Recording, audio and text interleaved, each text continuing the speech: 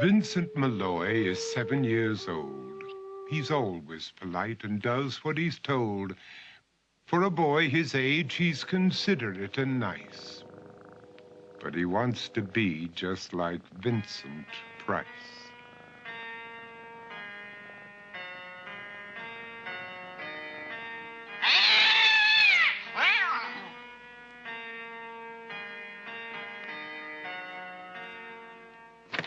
He doesn't mind living with his sister, dog, and cats, though he'd rather share a home with spiders and bats.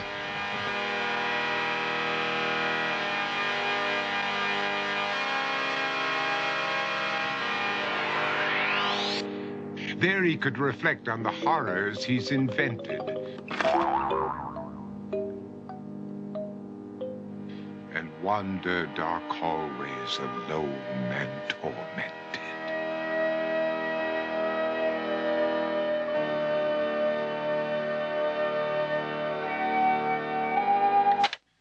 Vincent is nice when his aunt comes to see him, but imagines dipping her in wax for his wax museum.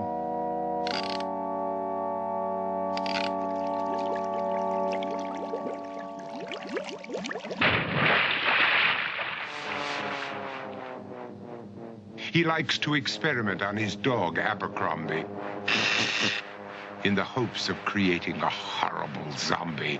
So he and his horrible zombie dog could go searching for victims in the London fog. His thoughts, though, aren't only of ghoulish crime. He likes to paint and read to pass some of the time. While other kids read books like Go, Jane, Go, Vincent's favorite author is Edgar Allan Poe. One night, while reading a gruesome tale, he read a passage that made him turn pale. Such horrible news he could not survive, for his beautiful wife had been buried alive.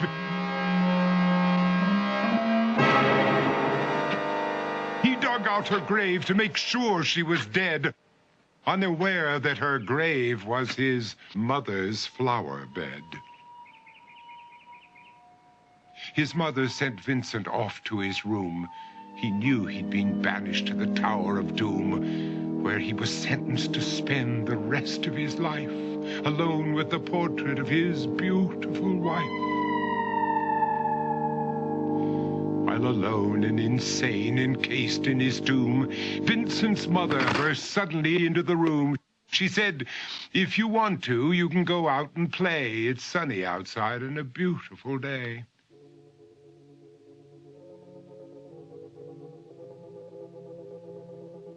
Vincent tried to talk, but he just couldn't speak.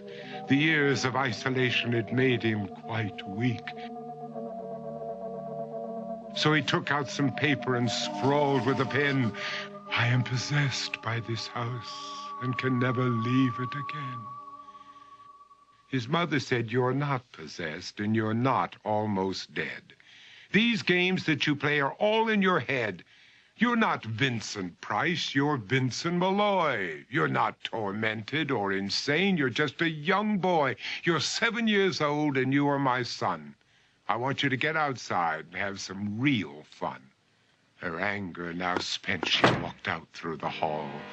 And while Vincent backed slowly against the wall, the room started to sway, to shiver and creak. His horrid insanity had reached its peak.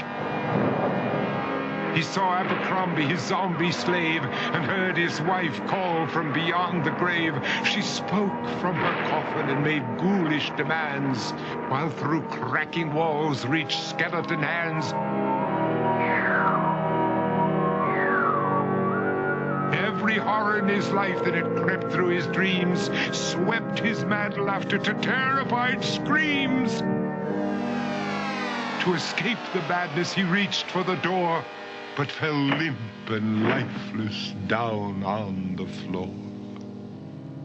His voice was soft and very slow as he quoted The Raven from Edgar Allan Poe. "And my soul from out that shadow that lies floating on the floor shall be lifted nevermore.